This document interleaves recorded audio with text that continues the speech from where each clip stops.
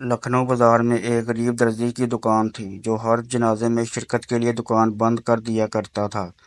لوگوں نے کہا کہ اس طرح روز روز جنازے پر جانے سے آپ کے کاروبار کا حرج ہوتا ہوگا۔ کہنے لگا کہ علماء سے سنا ہے کہ جب کوئی شخص کسی مسلمان کے جنازے پر جاتا ہے تو کل کو اس کے جنازے پر بھی لوگوں کا ہجوم ہوگا۔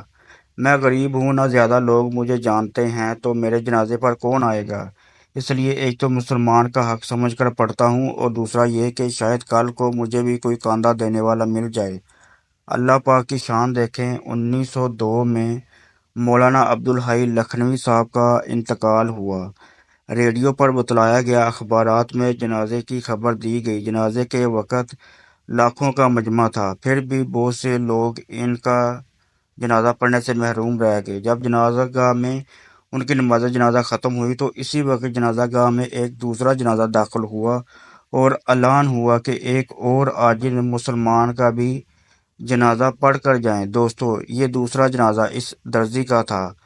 مولانا کے جنازے کے سب لوگ، بڑے بڑے اللہ والے، علماء کرام، سب نے اس درزی کا جنازہ پڑھا، اور پہلے جنازے سے جو لوگ رہ گئے تھے وہ بھی اس میں شامل ہو گئے۔ اس غریب درزی کا جنازہ تو مولانا کے جنازے سے بھی بڑا نکلا۔ اللہ پاک نے اس درزی کی بات پوری کر کے اس کی لاج رکھی۔ کسی نے سچ کہا کہ آج تم کسی کا خیال کرو گے تو کل کو لوگ تمہارا خیال کریں گے۔